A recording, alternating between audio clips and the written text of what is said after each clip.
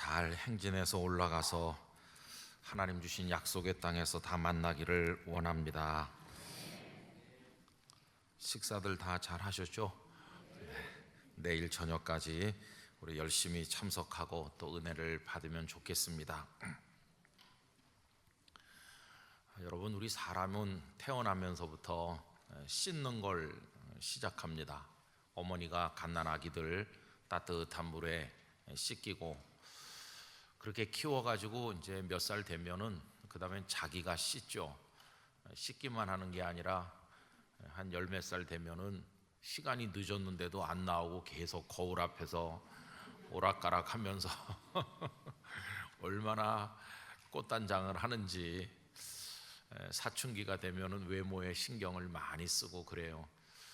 그러다가 이제 또 사랑하는 사람이 생기고 그러면은 더 단장하고 곱게 또 잘 보이려고 노력을 하고, 근데 이렇게 평생을 이제 자기를 가꾸고 단장하는데 사람이 일평생 중에서 제일 정성껏 단장하는 때는 언제일까요? 결혼하는 때라고 생각합니다. 요새는 특별히 그런 데 관심이 더 많아져 가지고 뭐 점도 뽑고 남자들도 뭐 굉장히 피부 마사지도 하고, 여성들은 말할 것도 없고요. 그래서 신랑 신부 잘 차려입고 또 하얀 드레스 입고 서 있으면은 야, 정말 정성을 다해서 가꿨구나. 그때는 정말로 아름답고 또 서로에 대한 마음이 간절하고 또 애틋하고 뭐 그렇잖아요. 근데 어떤 남자가 이제 그렇게 결혼을 했어요. 그래서 오랫동안 살았는데 날마다 마음속에 좀 상처가 됐어요. 야, 그때 그 예쁘고 나긋나긋하고 상냥하고 언제나 나를 생각해주고 참 부드럽기 짝이 없던 그 여자는 어디로 갔을까? 이렇게 생각을 하는 거예요. 눈앞에 있는 여자는 아무리 봐도 그때 그 여자가 아닌 거예요. 이름도 그대로고 다 그대로인데, 아니 그 여자는 어디로 가고 이런 여자가 내 앞에 있지? 그래서 하나님께 따졌습니다. 하나님, 여자를 만든 게 하나님 아니십니까? 하나님, 당신께서 여성을 만들었으니까 내 마누라 좀 책임져 주세요. 이 다 하나님 책임입니다. 이렇게 따졌더니 하나님께서 정색을 하면서, 야, 나는 여자는 만들었지만 마누라는 안 만들었다. 마누라는 네가 만든 거야. 그러셨다고 그래요. 그러니까 이제 부부도 같이 살면서 세월이 오래 지나면 남편에게 아내는 어떤 사람일까, 또 아내에게 남편은 어떤 사람일까, 이런 게 중요하잖아요. 그죠? 곰곰이 생각을 해보면 결국 중요한 것은 어떤 사람인가 하는 게 중요한 것입니다. 사람이 중요한 거죠. 제가 이혜인 시인의 시를 전에 많이 읽었었는데 버세게라고 하는 시가 있더라고요. 그러니까 친구끼리 사랑을 나누는 우정의 친구들끼리 어떤 친구가 이렇게 되어주면 좋을까, 그런 마음으로 쓰신 것 같아요. 마주 앉아 말없이 흐르는 시간이 결코 아깝지 않은 친구이고 싶다. 아이스크림을 먹고 싶다고 했을 때 유치해 하지 않을 친구이고 싶다. 울고 싶다고 했을 때 충분히 거두어 줄 수 있고 내가 기뻐할 때 진심으로 기뻐해 줄 수 있는 친구이고 싶다. 비록 외모가 초라해도 눈부신 내면을 아껴줄 수 있는 친구이고 싶다. 별이 쏟아지는 밤거리를 걸어도 실증내지 않을 너의 친구이고 싶다. 안녕이란 말 한마디가 너와 나에게는 섭섭하지 않을 그런 친구이고 싶다. 사랑한다는 그 한마디가 눈물 겹도록 소중한 친구이고 싶다. 그래서 이 시인은 자신이 사랑하는 벗에게 그런 친구가 되어주고 싶은 소망을 가지고 이런 시를 적었다고 생각합니다. 오늘 저녁에는요, 나는 어떤 사람일까? 그런 걸 한번 생각을 해봤으면 좋겠어요. 나는 어떤 사람일까? 우린 다 사람으로 태어나서 사람으로 한평생을 사는데 나는 어떤 사람일까? 여러분, 이런 주제에 대해서 늘 생각하는 것 같지만 정말 심각하게 생각하는 일은 그렇게 많지 않은 것 같습니다. 이 사람의 됨됨이라고 하는 게 왜 중요한가 하면요, 하나님께서는 사람만 구원하시기 때문이에요. 이 말씀을 잘 생각해 보시기 바랍니다. 하나님께서는 사람만 구원하시는 거지 그 사람의 지식을 구원하지는 않으세요. 그 사람의 돈을 구원하는 건 아니세요. 그 사람이 가진 가정 배경이나 사회적 명성을 구원하는 게 아닙니다. 우리가 하나님 앞에 가서 구원을 받게 될 때 우리가 가지고 있었던 세상적인 명예, 무슨 지위, 무슨 재산, 우리의 지식의 유무 뭐 이런 거 다 없어지는 거예요. 그런 건 다 없어지는 거고 나라고 하는 사람만 주님의 보혈의 공로를 통해서 구원을 받는 거예요. 그러니까 하나님께서는 우리를 이렇게 보실 때 나를 보시는 거지 내게 딸려 있는 그 어떤 거 그런 걸 보시는 게 아니라는 것이에요. 또 은혜를 받을 때도 내가 사람이면 충분합니다. 은혜는 사람이면 충분한 거예요. 내가 하나님께 은혜를 구하여 보좌 앞에 나가서 무릎을 꿇을 때 많은 지식을 동원해야 그 지식을 보시고 야, 너 아는 게 많구나, 은혜를 주겠어, 그런 하나님이 아니시죠.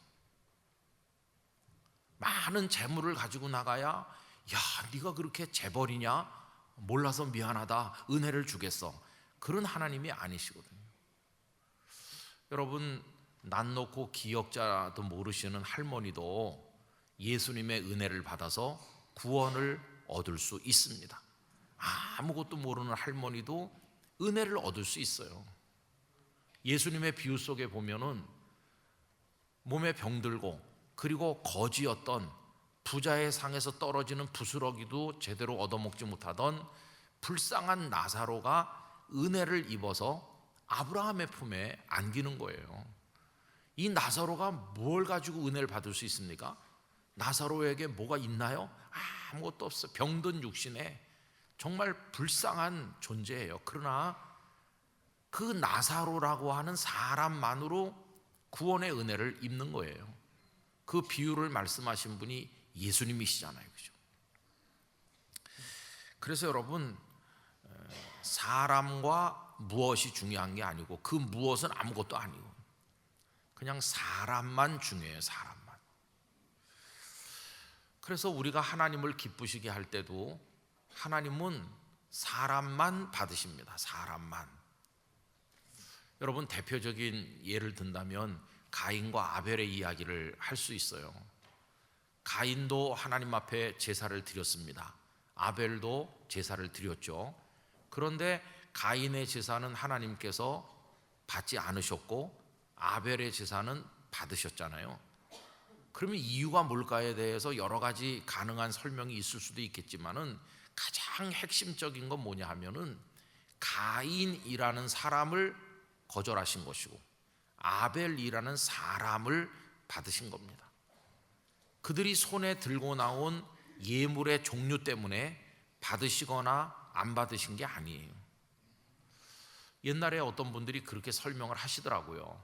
가인은 피를 가지고 나가서 하나님 앞에 바쳐야 되는데 그걸 몰라가지고 곡식으로 바쳤기 때문에 하나님께서 거절하신 거고, 아벨은 양을 잡아 드렸기 때문에 받으신 거다, 이렇게 설명하는 걸 들은 적이 있어요. 그런데 여러분, 레위기에 가서 제사를 가르치는 대목에 가보면 하나님은 언제나 소나 양만 받으시나요? 아닙니다. 그 소재도 받으시거든요. 곡식가루로 만든 빵, 무슨 그 프라이팬에 붙인 것 같은 거, 전병 이런 거, 하나님 다 그런 것도 받으시는 거예요. 그러니까 제물의 종류 때문에 거절하신 게 아니라 가인이라고 하는 사람, 아벨이라는 사람이 달랐던 것이에요. 거기 성경 말씀 창세기 4장 4절 5절에 분명히 나옵니다. 아벨은 자기도 양의 첫 새끼와 그 기름으로 드렸더니 여호와께서 아벨과 그의 제물은 받으셨으나 제물은 나중이고 중요한 건 아벨이라는 사람이었어요. 또 4장 5절에 보면 가인과 그의 제물은 받지 아니하신지라. 사람이 중요한 것이. 그러니까 오늘 우리가 이 세상에 살면서 하나님을 경외하고 이렇게 살아갈 때 가장 중요한 게 뭐냐 하면 나입니다. 나라는 사람이 하나님 앞에서 어떤 사람이며, 남편 앞에서 어떤 사람이며, 아내 앞에서 어떤 사람이며, 내가 사랑하고 살아가는 사람들 앞에서 나는 어떤 사람인가, 이게 얼마나 중요한지 몰라요. 우리 영락교회 성도 여러분, 2024년 하나님 앞에 나가실 때 여러분을 가지고 나가 드리시기 바랍니다. 여러분 자신을 하나님 앞에 드리시기를 바랍니다. 최고의 예물은 우리 자신이에요. 하나님이 기뻐하실 최고의 예물은 우리 자신이에요. 우리 자신. 그런데 내가 손에 많은 물질을 가지고 이런 거 저런 거 준비해 가지고 하나님 앞에 나간다 할지라도 내가 악취가 풍기고 내가 온전치 못하면 나를 통해서 하나님이 받으실 리가 없는 거예요. 내가 들고 나가는 예물을 어떤 그릇에 담았는데 그 그릇이 더럽기 짝이 없다고 그러면은 그 안에 담긴 것도 더러워지는 거죠.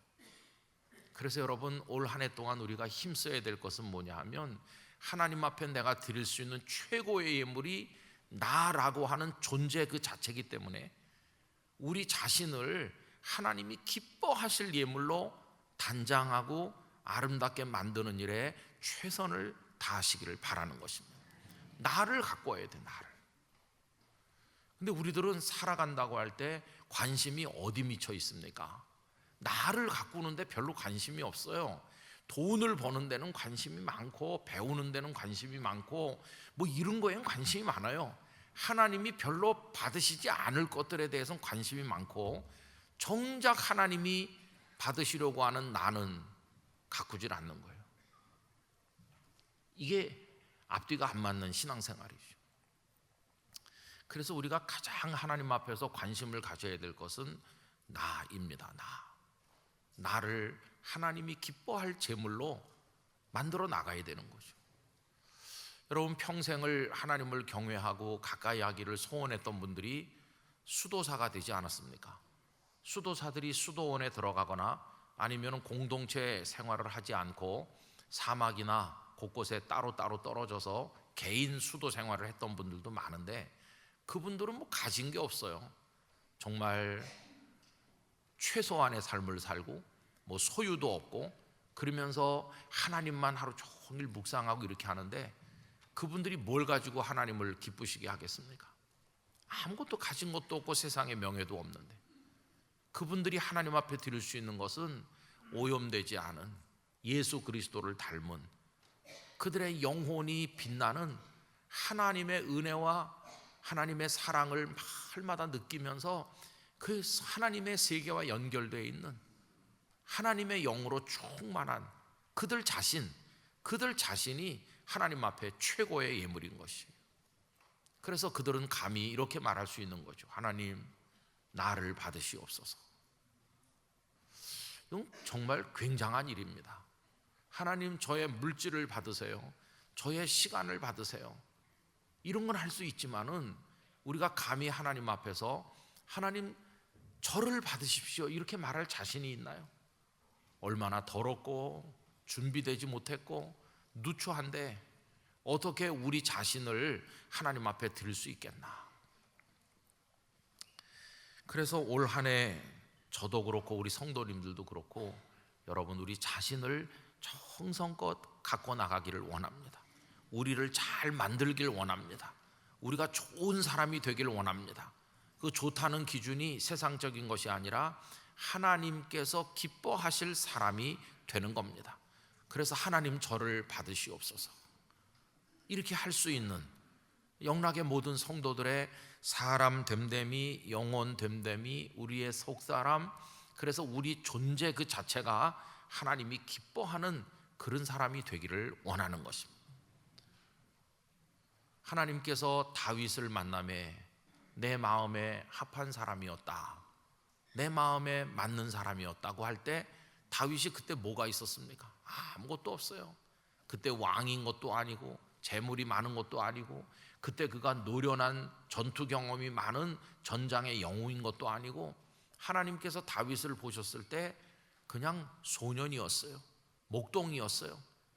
하나님께 드릴 만한 게 아무것도 없었어요. 그냥 다윗이라고 하는 그 인간, 그 사람 그 자체가 하나님의 마음에 기쁨이 된 것이에요. 그래서 우리는 우리 자신을 최고의 예물로 만들어서 하나님 앞에 바쳐야 되는 것이에요. 여러분, 속에는 병든 영혼, 속에는 병든 육신, 정말 어디 가서 제대로 할 수 없는 그런 게 한뜩 있는데 겉으로는 화장을 하고 좋은 옷을 입고 그리고 맵신하게 꾸미고 나서면 그게 되겠습니까? 비록 싼 옷을 입고 뭐 좀 겉모습은 그래도 그 정신과 영혼과 육신이 강건하다면 그런 사람이 쓸모 있는 것이지, 속에는 죽음의 병이 잔뜩 차 있으면서 겉만 꾸며가지고 사람들 앞에 행세하는 건 너무나 마음이 아프잖아요. 우리 자신이 이제 아름다워야 되는 거죠. 저는 이제 오늘 저녁에 이 말씀을 오늘 하루 종일 이렇게 생각을 하면서 우리 영락교회도 생각을 해봤어요. 여러분, 우리 영락교회는 사역도 많이 해요. 우리 영락교회는 뭐 이렇게 복음을 위해서 예배당을 짓기도 하고 군대에 군 선교도 하고 다양한 학원 선교 뭐 여러 가지 많이 하고 봉사도 많이 해요. 근데 하나님이 정말 기뻐하는 건 뭘까? 우리가 여기저기서 하고 있는 그런 사역도 중요하겠지만은 저는 영락교회 그 자체를 하나님이 기뻐하실 거라고 생각해요. 하나님이 가장 소중히 여기는 예물은 우리 영락교회 이 성도들로 이루어진 이 교회 공동체의 그 영적 모습을 하나님이 기뻐하시는 거죠.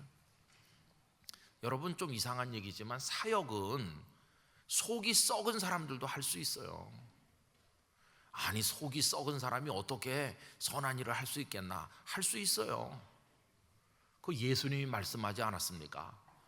주여, 내가 주의 이름으로 선지자 노릇을 했습니다. 주의 이름으로 능력을 행했습니다. 주의 이름으로 귀신을 쫓아냈습니다. 선한 일을 하잖아요. 선한 일을 많이 했는데 주님의 대답이 뭐냐 하면 불법을 행하는 자들아 내게서 떠나가라. 나는 너희를 도무지 알지 못한다. 그 구절만큼 충격적인 구절도 성경에 별로 없을 거예요. 진짜 그 구절은 자주자주 우리 마음을 찌릅니다. 우리는 늘 봉사를 많이 하고 뭐 섬김을 많이 하고 이렇게 하는데 하나님은 너 자신은 어떠냐 이렇게 물어보시는 거예요. 너는 내 앞에 설 자격이 없고 너는 썩었고 너는 멸망할 존재인데 네가 뭐 복음을 전했습니다. 아유, 이게 얼마나 충격인지 몰라요.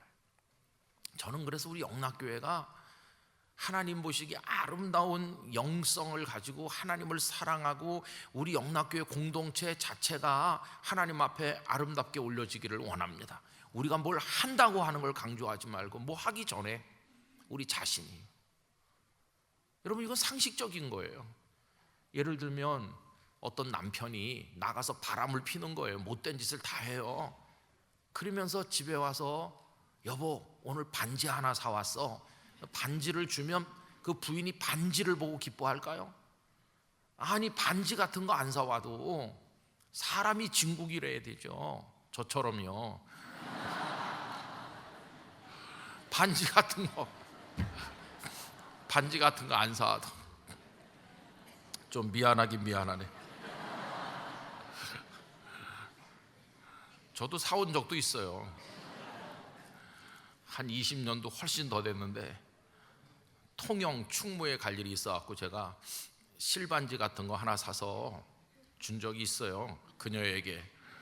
근데 보니까 분실했더라고요. 분실. 아, 그런 데는 관심이 없구나. 이 사람은 오로지 나를 원하는구나. 그 다음부터는 안 사기 시작했어.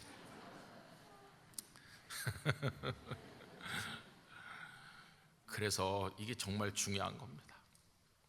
그런 소원이 있어요.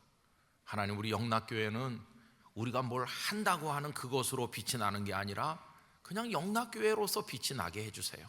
하나님이 기뻐하는 교회가 되게 해주세요. 그런 교회가 되고 나서 이제 그 다음에 우리가 선교도 하고 봉사도 하면 진짜 빛이 나는 거예요. 아벨이 먼저 하나님 앞에 아름다운 존재가 되고 나서 그 손에 예물을 들고 나가면 그 예물이 덩달아 빛이 나는 거예요. 우리 존재 자체를 가꾸는 일에 최선을 다해야 된다는 걸 알 수 있어요. 그래서 여러분, 올 한 해는요, 여러분 자신을 잘 만들어 나가시기를 바랍니다. 우리 자신을 잘 만듭시다.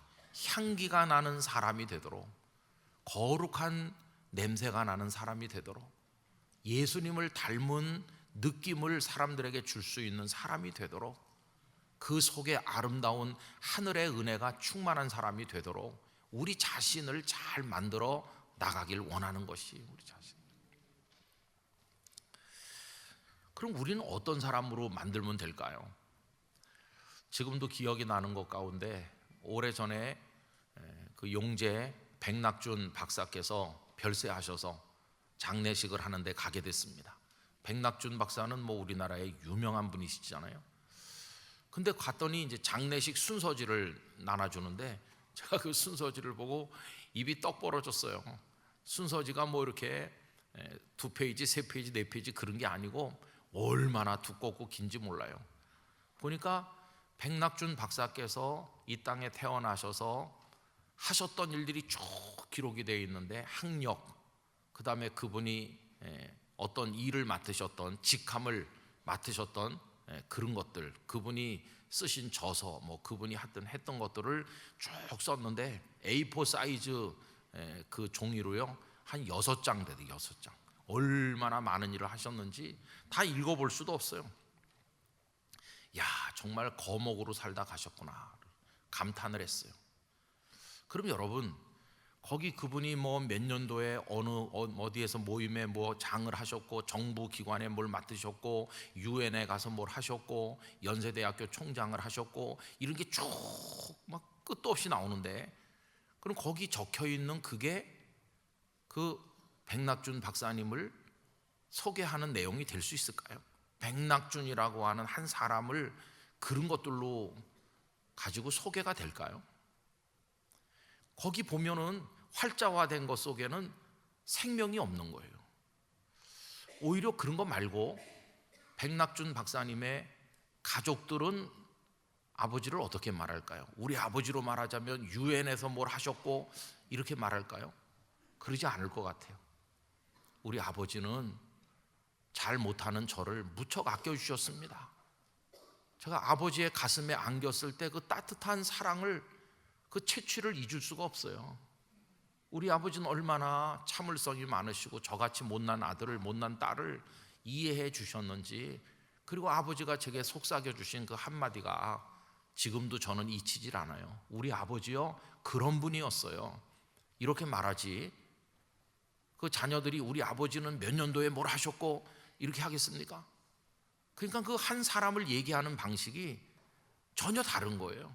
활자화돼서 나타나는 객관적인 어떤 그런 거, 그 다음에 그런 거에 나타나지 않는 숨겨져 있는 뒷얘기, 그분이 얼마나 따뜻한 사람이었는지, 얼마나 열심히 살았는지, 얼마나 사랑했는지, 이런 것들이 진짜 아니겠어요? 우리도 장로님들 하나님의 부르심을 받으시면 장례를 할 때 거기 주로 나와 있는 게 영락교회에서 언제 집사가 되시고 안수 집사가 되시고 장로가 되셔서 몇 년도에 무슨 찬양대에 교회학교 뭐 어느 부서에 부장을 하셨고, 이런 게 우리 장로님들 그 장례식 순서지에 나오잖아요. 그거 볼 때마다 여기 요 몇 줄 이게 그 장로님을 설명할 수 있나? 하나님께서 거기 적혀 있는 그 재직 무슨 부서 부장했구나, 이거 가지고 그 장로님을 판단하실까? 그게 아닐 것 같아요. 장로님을 판단하는 하나님의 기준은 그런 거랑은 전혀 다를 것이다. 하나님과 얼마나 따뜻하고 하나님과 얼마나 깊은 교제를 나누고 우리 예수님을 닮기 위해서 얼마나 애썼고 주님을 사랑했고 그 가슴 속에 눈물 어린 기도가 있었고 성도를 사랑하면서 하셨는지 활자화되지 않는 그런 거가 진짜 아니겠어요? 그래서 여러분, 겉으로 드러나는 사람의 어떤 모습하고 겉으로 드러나지 않지만 하나님의 성령께서 역사하셔서 만들어내는 아름다운 것들, 그런 거하고 어떤 게 중요하겠습니까? 예를 들어서 우리가 이제 교계 나가서 뭐 이렇게 노회나 총회나 그런 데서 활동을 목사님들, 장로님들 하신다고 그럴 때 어떤 자리를 차지하는 거는요, 가서 노력하면 할 수 있어요. 열심히 가서 봉사하고 거기 오시는 분들한테 제가 요번에 뭘 좀 봉사하고 싶은데 기회를 주시겠어요? 그러면 그분들이 어유 목사님, 장로님 하시라고 그러면 내가 뭐 어떤 자리에 가서 봉사를 할 수 있고 그게 나의 경력의 한 줄 들어가요. 근데 그게 우리 자신을 설명할 수 있는 방식일까요? 그런 건 아닐 것 같아요. 그런 거 말고 하나님이 기뻐하시는 거는 따로 있는 것 같아요. 어떤 영역에서 이루어지느냐 하면은 은혜의 영역에서 이루어지는 게 있다고 저는 생각합니다. 은혜의 영역에서 이루어지는 거. 어떤 자리를 한 자리 맡는 거는 방금 전에 말씀드린 것처럼 열심히 가서 하고 그 다음에 사람들의 인정을 받으면 할 수 있어요, 그거는. 그러나 정말 겸손한 사람이 되고 남을 이해해주고 참아주고 어려운 사람을 진심 어린 사랑으로 도와주고 눈물로 기도하고 교회를 사랑하고 하나님을 사모하고 은혜로 기뻐하고 이렇게 감사하며 살아가는 이런 거는 노력으로 되는 게 아니라 은혜가 있어야 되는 거예요. 은혜, 하나님의 은혜로 되는 거예요. 우리가 앞으로 우리 자신을 만든다고 할 때 치중해야 되고 열심히 해야 될 게 활자화되는 경력을 늘려나가는데 치중할 게 아니라 하나님의 은혜로 빚어 만들어지는 그 영역에 우리의 마음을 쏟아야 되는 거예요. 저는 우리 영락교회 성도님들이 저를 포함해서 하나님의 은혜를 충만히 받길 바랍니다. 그 은혜에 의해서 빚어 만들어져서 예수님을 닮는 사람이 되기를 원합니다. 향기를 풍기는 사람이 되기를 원하는 것이, 그런 사람을 하나님이 받으시는 거예요. 그런 사람이 어떻게 될 수 있을까? 이게 이제 관건인 것이죠. 그게 얼마나 중요한지 말할 수가 없어요. 최근에도 어떤 교회에서 목사님을 모시기 위해서 노력을 여러 달 하셨는데 결국은 그 청빙위원들께서 한 분을 정해가지고 성도들 앞에 이렇게 내세웠는데 거기서 결정이 안 됐어요. 절반 이상의 성도들이 반대해가지고 그 청빙위원들이 추천했던 분이 안 됐어요. 다시 백지 상태로 돌아왔어요. 그래서 그런지 청빙위원회를 새로 구성해가지고, 그래서 청빙위원장이 되신 장로님께서 저에게 긴 편지를 보내셨더라고요. 당신 교회 사정을 쭉 이렇게 얘기를 하시면서, 그러니 목사님께서 우리 교회 담임 목사가 되면 좋을 사람 주변에 보시고 한 사람 좀 추천해 주시기를 바랍니다. 정중하게 편지가 왔어요. 근데 제가 답을 못했어요. 아직 시간이 없는 건 아닌데 사람을 소개하는 거잖아요. 사람. 어떤 사람을 소개하면 되겠습니까? 어떤 목사님을. 객관적인 조건을 말할 수 있죠. 이 목사님은 뭐 어느 대학을 졸업했습니다. 어디서 뭐 신학을 공부하셨고, 그리고 그 이후에도 뭐 석사 과정을 하셨고, 이 목사님은 뭐 아버지도 목사님이고, 뭐 이런 조건들, 뭐 그런 거 말할 수 있죠. 근데 그런 게 그 목사님을 설명하는 걸로 충분한 게 아니잖아요. 그 목사님이 얼마나 하나님 사랑하는지, 하나님의 은혜를 얼마나 체험했는지, 그 영혼에 얼마나 기쁨이 있는지, 감사한지, 그러면서 주님을 사랑하는지, 복음에 대한 열정이 있는지, 그런 거는 활자로 나타나지도 않고 무슨 졸업 증명서에도 나오는 것도 아니잖아요. 근데 하나님이 보시는 건 어느 쪽일까요? 그 은혜로 되는 그 영역이거든요. 그게 진짜 사람인 것이고, 그 사람. 이력서에 나타나는 건 그 사람이 아닙니다. 그 사람의 껍데기에 불과해요. 진짜 그 사람이 누구냐를 보여주는 그게 중요한 것이죠. 저는 우리 예수님을 생각을 해보는 것이요. 여러분, 예수님은 당신을 어떻게 소개하셨나요? 너희들 내가 누군지 아느냐? 제자들이랑 사람들 모아놓고 나 하나님이야 하나님 이렇게 소개하셨나요? 물론 제자들에게 너희는 나를 누구라 하느냐 하니까 베드로가 주는 그리스도시요 살아계신 하나님의 아들이시니다라고 했지만, 하나님 그 아들이신 걸 고백했을 때 칭찬하셨지만, 예수님은 사람들 모아놓고 나로 말할 것 같으면 하나님이고 내가 세상을 다 지었고 나는 하늘 보좌에 있었고 이런 식으로 말하지 않았어요. 마치 이력서 낭독하듯이 당신을 소개하신 분이 아니세요. 길거리에서 예수님을 만난 소경 바디메오나 혈루증을 앓았던 여인이나 사마리아 우물가에서 예수님을 만난 그 불쌍했던 사마리아 여인이나, 이 사람들이 예수님이 나는 하나님이다 그랬기 때문에 예수님께 간 게 아니에요. 그분이 얼마나 가난한 사람, 병든 사람, 연약한 사람 사랑하시는지, 얼마나 그들 곁에 함께 계셔 주시는지, 당신을 낮추시고 진심의 사랑으로 그들을 돌보시는지, 거기에 감격하고 거기에 그냥 녹아내린 거지. 여러분, 좀 복잡한 얘기지만 잘 생각해 보세요. 여기 지금 굉장히 아픈 환자가 있다고 합시다. 이 사람 조금만 누가 치료를 도와주면 좋아질 텐데 너무너무 고통스러워해요. 근데 그 옆에 아주 저명한 의사가 있다고 합시다. 그럼 여기 죽어가는 환자, 저명한 의사 이렇게 있으면 이 사람 구원받을 수 있나요? 구원받을 수 없습니다. 아무리 세계 최고의 의사가 있어도 구원받는 게 아니에요. 또 여기 지금 맨날 며칠 굶은 사람이 있다고 합시다. 근데 그 옆에 세계적인 재벌이 있다고 합시다. 그럼 이 사람 배가 불려질까요? 아닙니다. 그렇게 존재하는 것만 가지고는 구원받을 수 없어요. 구원이 이루어지려면 이 재벌이 이 굶은 사람을 사랑하기 시작해야 이 사람이 배부름 얻을 수 있어요. 이 의사 선생님이 아픈 사람을 불쌍히 여겨서 걷어붙이고 사랑으로 치료를 해야 이 사람이 낫는 거지, 그 옆에 의사가 계시고 재벌이 계신 것만 가지고는 아무것도 안 되는 거예요.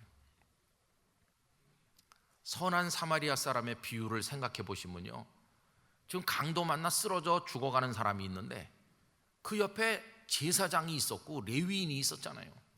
근데 제사장과 레위인이 있은 것만으로 이 강도 만난 사람이 구원받을 수 있었나요? 아닙니다. 거기 제사장과 레위인이 있었으나 그들은 그냥 가버렸어요. 그럼 사마리아 사람은 유대인들이 볼 때 사람도 아니에요. 사마리아 사람들을 무시하고 멸시했어요. 그런데 그 사마리아 사람은 강도 만난 사람을 구원한 거예요. 왜? 그 사마리아 사람은 사랑을 베풀 줄 알았으니까. 그게 관건입니다. 그래서 여러분, 하나님께서 우리를 구원하실 때도 똑같아요. 우리는 여기 병들어 죽어가는 사람과 같은데 옆에 하나님이 계신 것만 가지고 자동으로 우리가 구원받는 게 아니에요. 핵심이 뭐냐 하면은 하나님이 세상을 이처럼 사랑하셨기 때문에 우리가 구원받은 거예요. 하나님께서 아무리 우리 옆에 계셔도 우리를 사랑하지 않으시고 우리를 버리시고 우리에게 관심도 없으시다면 우린 멸망하는 거예요. 그런데 그 하나님께서 우리를 사랑하셨다는 거예요. 사랑하시지 않았더라면 멸망했을 우리가 하나님께서 사랑해 주셨기 때문에 구원받은 거예요. 이게 얼마나 중요합니까? 그러니까 하나님이 하나님이신 게 중요하지만 하나님이 하나님이신 것만 가지고 우리가 구원받는 건 아니에요. 그분이 우리를 사랑하셨기 때문에 구원받은 거예요. 여러분, 아버지가 자녀를 사랑하는 것도 똑같습니다. 아버지가 장관님이시다, 아버지가 재벌이시다, 아버지가 유능한 분이시다, 세상에서 유명한 분이시다 그런다고 그 자녀가 사랑받을 수 있나요? 아닙니다. 그 아버지가 집에 와서 바깥에서 활자화될 수 있는 명함에 실린 그 아버지의 명성과 이런 거 다 내려놓고 어휴 내 새끼 그러면서 그 자식을 끌어안고 같이 울어주고 아파해주고 격려해줄 때 그 아이가 아버지가 생기는 거지. 그거 해주지 않으면은 그 아버지는 그냥 바깥에서 유명한 한 남자일 뿐이지 아버지가 아닌 거예요. 저는 우리 그리스도인들이 너무 많이 속고 있다고 생각합니다. 우리 자신을 하나님 앞에 가지고 나갈 때도 자꾸만 그런 껍데기를 한 줄 더 추가하려고 애를 쓰는 거예요. 껍데기. 아무짝에도 쓸모 없지는 않겠지만은 하나님은 중요하게 보지 않는 거. 사람들은 거기 혹해요. 야, 이분이 이런 분이구나. 사람들은 그거에 혹해요. 그러나 하나님은 아무 관심이 없어요. 하나님은 그 사람에게만 관심이 있으시니까. 그 사람에게만. 우리의 모든 관심은 하나님이 중요하게 여기지 않는 거에 관심이 가 있으니까. 우리 관심이. 그게 얼마나 심각한 겁니까? 하나님이 정말 관심을 가지시는 건 나 자신인데, 나 자신 속은 더러워지고 썩어가는데도 이거는 신경을 안 쓰고 하나님이 중요하게 여기지 않는 거에만 목을 매달고 사니까 이게 아주 심각한 것이에요. 간절한 소원이 생기더라고요. 김은성 목사, 너는 어떤 사람이냐? 여러분, 저를 누가 소개한다면 어떻게 소개할까요? 그 김 목사 부산에서 목회했던 사람인데 지금은 영락교회에서 목회한대. 그 사람 어떻게 생겼대요? 그냥 뚱뚱하대. 그 사람 뭐 어떻대요? 그냥 뭐 열심히 하는가 봐. 그 사람 나이는 몇 살 됐어요? 제법 늙었을걸? 뭐 그 사람 뭐 이렇게 소개할 수 있잖아요. 그 사람 요새 뭐해요?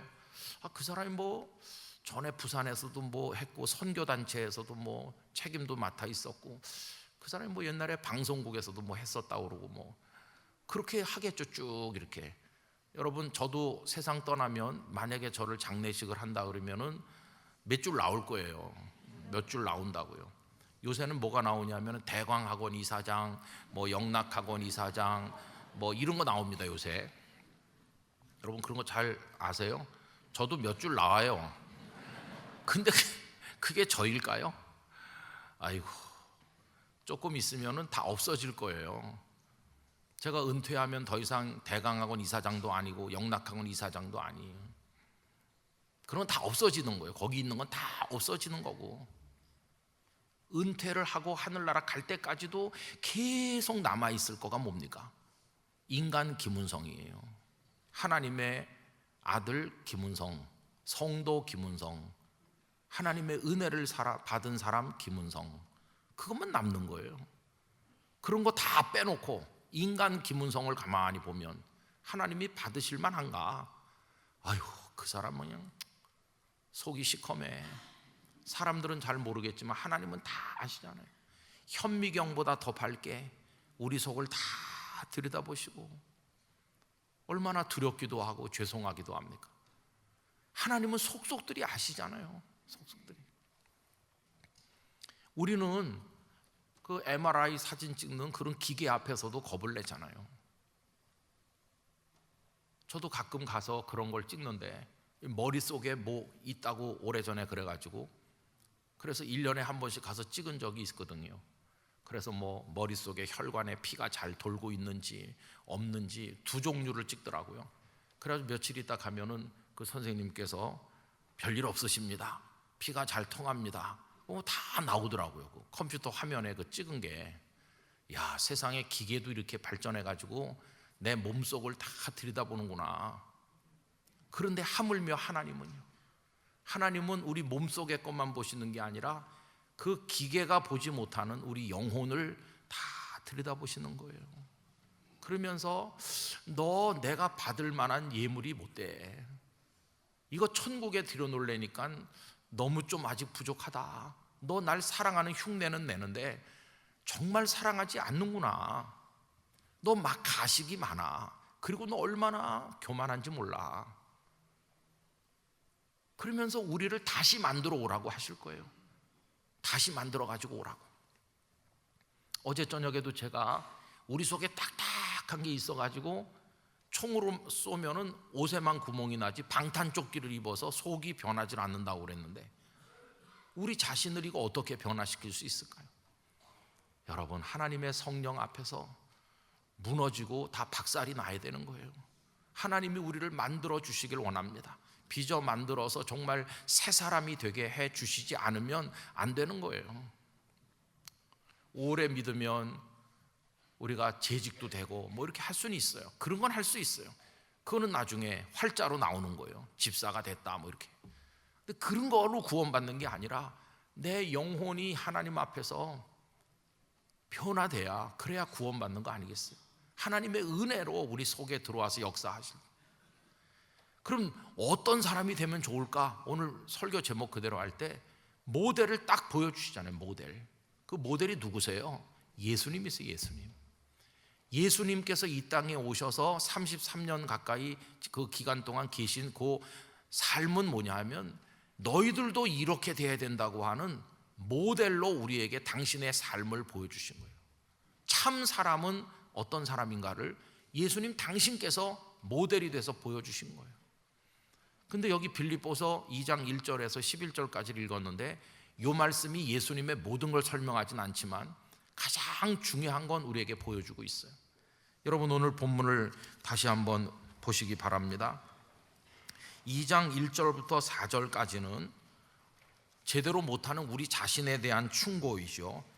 그러므로 그리스도 안에 무슨 권면이나 사랑에 무슨 위로나 성령에 무슨 교제나 긍휼이나 자비가 있거든. 이제 우리 보고 어떻게 하라고 하십니까? 2절, 마음을 같이 해라, 같은 사랑을 가져라, 뜻을 합해서 한 마음을 품어라. 그리고 3절 읽겠습니다.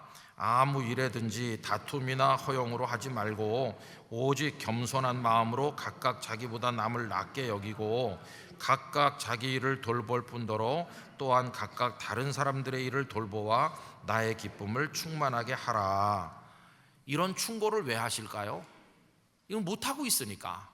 어제 생각했던 말씀대로 하면 원망과 시비가 없이 하라고 그랬는데 우리 그런 걸 잘 못해요. 계속 원망하고 시비하니까 그렇게 하지 않으려면 요 2절부터 있는 대로 해야 되는 거죠. 마음을 같이 하라. 우리가 그렇게 되길 원합니다. 또 같은 사랑을 가져라, 뜻을 합해라, 한 마음을 품어라. 우리 영락교회 안에서 요 말씀이 성취되기를 원합니다. 또 다툼이나 허용으로 하지 말고 겸손한 마음으로 자기보다 남을 낮게 여기고 서로 이렇게 나보다 훌륭하시다, 이게 가식이 아니고 진심으로 그렇게 해주고, 4절, 자기 일을 돌볼 뿐더러 다른 사람들의 일도 돌보아서. 재직 부서가 많고 뭐 다양하게 있으면 그 부서가 그 부서의 일을 하지만 다른 부서도 이렇게 격려해주고 칭찬해주고.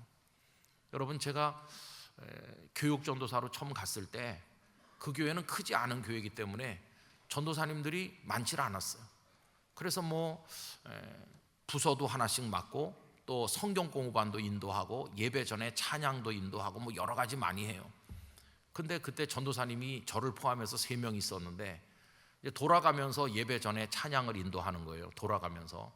근데 이상하게 나머지 2분 전도사님은 음치의 은사를 받아가지고 그 2분이 찬송을 인도하면 성도들이 좀 안 했으면 좋겠다고 하는 거예요.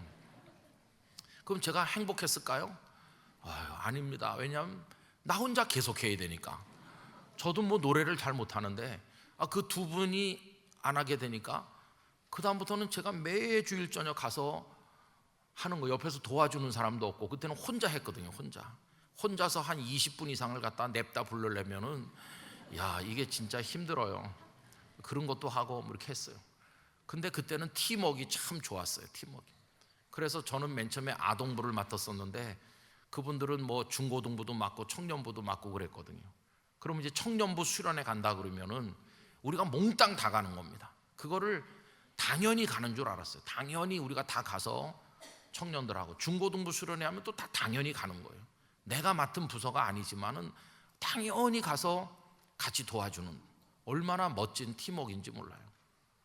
여러분, 그게 당연한 거 아니겠어요? 자기 일도 잘하고 다른 사람들의 일도 돌아봐 주라고. 그래서 우리 영락교회처럼 부서도 많고 뭐 이렇게 기관이 많은 기관끼리 서로 경쟁하는 게 아니라 서로 도와줘야 되는 거예요. 여전도회, 남성교회 도와주고 서로 도와서 일이 잘 되게 해주고, 이제 그렇게 하라. 근데 이렇게 잘 하고 있나요? 못 하나요? 우리가 잘 못하는 거죠. 빌립보 교회 성도들도 훌륭하긴 하지만 못하는 부분이 많은 거죠. 어떻게 잘 못했나?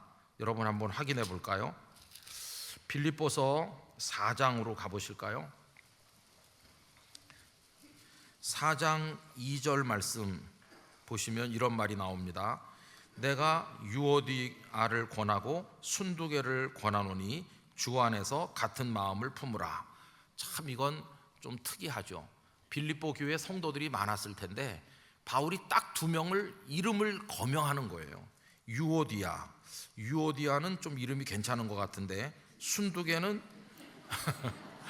제가 요만했을 때 자꾸 순두부가 생각났어요. 순두개. 근데 외우기는 좋았어요. 유오디아는 잘 안 외워지는데 순두부, 순두개 이렇게. 근데 이 두 사람이 어떤 분인지 궁금해요. 그래서 여전도에 뭐 임원쯤 되는 분이, 우리식으로 말하면 하여튼 그 빌립보 교회에서 발언권이 세고 좀 라이벌 의식도 있고 그랬는지 모르겠어요. 그런데 딱 이 두 사람을 찍어가지고 말하는 거예요. 뭐라고 말합니까? 같은 마음을 품으라고. 같은 마음을 품으라고.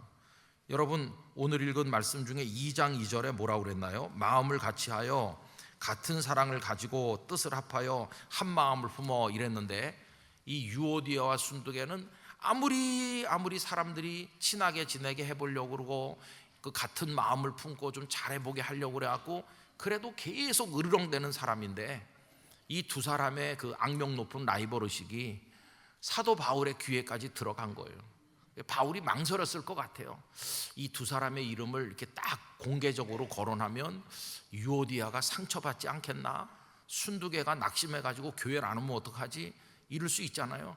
그런데도 여기다가 거명한 걸 보면 이 두 여성이 대단했던 것 같아요. 그래가지고 충고하는 거예요.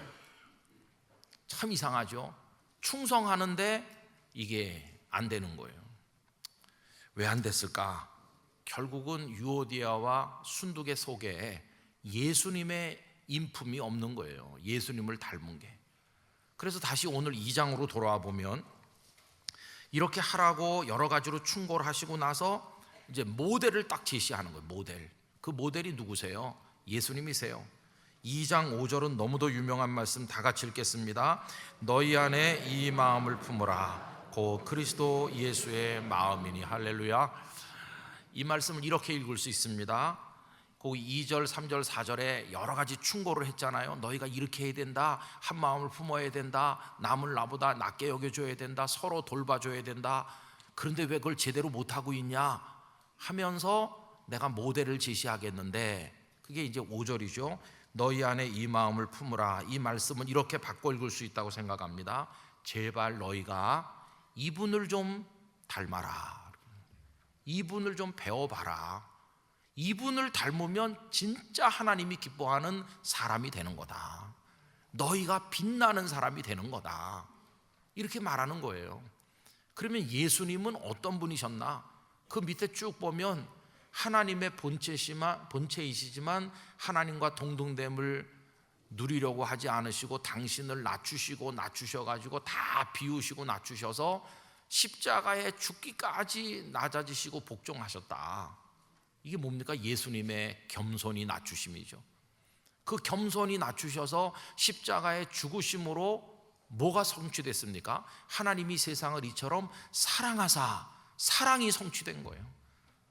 아까 제가 옆에 재벌이 있다고 배고픈 사람이 배불러지는 게 아니고 의사 선생님이 있다고 아픈 사람이 낫는 게 아니라고 그랬잖아요. 사랑을 해야 되는 거라고 그랬잖아요. 예수님은 낮아지셔가지고 십자가에 죽는 사랑을 베푸신 거예요. 그래서 우리가 구원을 받았어요. 구원을 받고 나니까 너무도 감격해서 우리 주님을 찬송하는 거예요. 그래서 그 뒤에 보면 하나님께서 우리 주님을 높여서 하늘에 있는 자들과 땅에 있는 자들과 땅 아래에 있는 모든 자들이 예수의 앞에 무릎을 꿇게 하시고 우리 주님은 만왕의 왕이요 만주의 주가 되신 것이에요. 이 예수님을 모델로 제시하면서 이런 사람이 되라고 말씀하는 거죠. 그러면 너희들은 최고의 예물이 되는 거다. 나는 그런 사람을 좋아한다. 여러분, 이게 우리가 힘써야 될 부분이에요. 그래서 여러분, 다시 말씀드리지만 활자화 될 수 있는 거에 관심 쓰지 말고 하나님이 보시는 그 영역에서 하나님의 은혜로 아름다운 사람 되는 일에 우리의 기도를 모으기를 원합니다. 하나님, 저를 아름다운 사람 되게 해주세요. 하나님이 받으실 사람 되게 해주세요. 예수님을 닮는 사람 되게 해주세요. 그게 저의 소원입니다. 그게 저의 소원입니다. 이거는요, 노력한다고 되는 게 아니에요. 일찍 일어나고 늦게 잔다고 되는 것도 아니에요. 책을 많이 읽어서 될 일도 아니에요. 이거는 정말 하나님의 은혜를 받아야 됩니다. 은혜. 하나님의 성령의 역사를 강력하게 체험해야만 이게 되기 시작하는 것이에요. 이거는 그냥 하나님 앞에 건성으로 이렇게 예배나 왔다 갔다 해서 되는 게 아니라 필생의 소원을 가지고 하나님 앞에 매달려야 되는 거예요. 그래서 하나님의 손이 우리를 수술하시고 빚어 만들어 새롭게 하셔야 우리 안에 그리스도의 형상이 이게 만들어지기 시작하는 것이에요. 예수님을 오래 믿으면 두 종류가 됩니다. 한 종류는 오래 믿을수록 뻣뻣해지는 바리새화되는 성도가 있어요. 바리새화되는 거죠. 제자 훈련 나 다 받았어. 성경 아니 내가 백독했어. 그러면서 뻣뻣해서 소 힘줄보다 더 질긴, 누구 말도 듣지도 않는, 설교 제목하고 본문만 보면 오늘 무슨 얘기 하겠다는 걸 벌써 척 알아차리는. 그래서 예배 시간에 주보 보고 설교 본문 제목 본 다음에 아이고 무슨 소리 할지 벌써 뻔하다 그러면서 이렇게 눈 감는 그런 성도가 되거나, 아니면은 정말 은혜를 받으면요 갈수록 낮아지고 갈수록 마음이 여려지고 갈수록 사랑을 베풀길 소원하고 갈수록 하나님을 사랑하고 어린 아이 같은 영혼을 가진 예수님이 참 기뻐하실, 너 최고야, 내 마음에 들었어, 그런 성도가 되거나 둘 중에 하나인 것이. 여러분 어떤 사람이 되고 싶으십니까? 한 해를 출발하는데 이런저런 소원을 많이 가졌겠지만 오늘 저녁에 말씀드린 이 소원이야말로 가장 소중한 소원이 아닌가, 그런 생각이 드는 거예요. 하나님 받으실 만한 사람 되게 해주세요. 제발 그런 사람 되게 해주세요. 제가 그런 사람 되고 싶습니다. 그런 소원을 이 시간에 가지시기를 바랍니다. 간절하게 하나님 앞에 매달리시기 바랍니다. 그런 사람이 못된 채로 교회만 오래 드나들었다면 이거보다 더 안타까운 게 없어요. 그런 사람이 돼야 되는 것이죠. 모델까지 우리에게 보여주셨으니까 늘 예수님을 생각하면서 우리의 믿는 도리의 주님이시고 대제사장이신 예수님을 늘 생각하면서 주님의 복음서 말씀을 늘 떠올리면서 예수님이 눈앞에 계신 것처럼 거룩한 상상을 하면서 예수님이시라면 어떻게 하셨을까 생각하면서 예수님 닮기를 원하는 그런 소원을 가지고 우리가 살아나가야 되는 거죠. 여러분 그렇게 하고 나서 봉사도 하고 성김도 한다면 이게 정말 빛이 나는 예물이 될 수 있을 것이에요. 오늘 예배당에 오신 성도들이나 영상을 나누시는 분들이 하나님이 받으실 만한 예물, 아름다운 사람 되시기를 축원합니다. 꼭 그렇게 되시기를 소원합니다. 다 같이 기도하도록 하겠습니다. 여러분 모세를 생각해 보시기 바랍니다. 모세가 언제 하나님의 쓰임을 받았나요? 애굽의 궁궐에서 이런저런 경력을 화려하게 쌓았을 때가 아니라 그가 진짜 사람이 되었을 때입니다. 바닥까지 낮아졌을 때입니다. 하나님의 사람으로 내려갔을 때입니다. 겸손해졌을 때입니다. 그때 하나님께서는 모세를 사용하셨어요. 하나님이 찾고 있는 사람은 어떤 사람일까 생각을 해보면서 우리 영락의 성도들이 다 그런 사람이 되기를 원합니다. 주여 도와주시옵소서. 이 시간 우리 다 같이 두 손을 들고 하나님 저를 하나님이 받으실 만한 사람으로 만들어 주시옵소서. 이 제목을 가지고 2, 3분 기도하도록 하겠습니다. 다 같이 간절히 기도합시다. 하나님 아버지, 이 밤에 저희들을 이 자리에 모아주신 것을 감사드립니다. 아버지 하나님이여, 저희들을 하나님이 받으실 만한 사람이 되게 해주시기를 원합니다. 하나님은 우리 자신에 관심이 있으십니다. 우리 손에 들린 그 무엇이 아니라 우리 자신을 받으시기를 원하십니다. 우리 안에 썩고 더럽고 냄새나는 것들이 가득하다면 어찌 저희들을 하나님께서 받으시겠나이까? 하나님의 성령이시여 저희들을 빚어 만들어 주시옵시고 예수님이 모델이 되셔서 우리 앞에 계시니 예수님을 닮는 성도가 되기를 간절히 원합니다. 하나님 앞에 아름다운 사람이 되기를 원합니다. 영락교회가 그러한 교회가 되기를 원합니다. 성령이시여 우리를 새롭게 하여 주시옵소서. 성령이시여 우리를 다시 빚어 만들어 주시기를 원합니다. 이 밤에 우리 가운데 임하여 역사하여 주시기를 원합니다. 축복하여 주시옵소서. 오 할렐루야, 함께하여 주시옵소서. 이 밤에 저희에게 임하여 오시옵소서. 역사하여 주시옵소서. 주님의 은혜를 믿습니다. 주여 저희 가운데 새로움의 역사를 허락하여 주시고 이 종을 빚어 만드시고 새롭게 하여 주시고 예수님을 닮은 사람 되게 하여 주시옵소서. 이 밤에 저희를 새롭게 하여 주시옵소서. 아버지 하나님 불쌍히 여겨주시고 저희를 받아 주시옵소서. 아버지 하나님 허위의식 껍데기에 매달려 살지 않도록 아버지 하나님 저희에게 회개의 영을 허락하여 주시옵소서. 오 나의 하나님 아버지 믿습니다. 주여 저희를 새롭게 하여 주시옵소서. 주 예수님의 이름으로 기도드리옵나이다. 아버지 하나님 은혜를 베풀어 주시옵소서. 할렐루야, 역사하여 주시옵소서.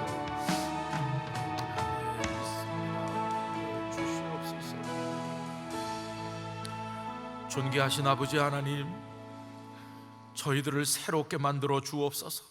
예수님을 닮은 사람 되게 하여 주옵소서. 하나님은 우리 자신에게 관심이 있으실 뿐임을 알게 하여 주옵소서.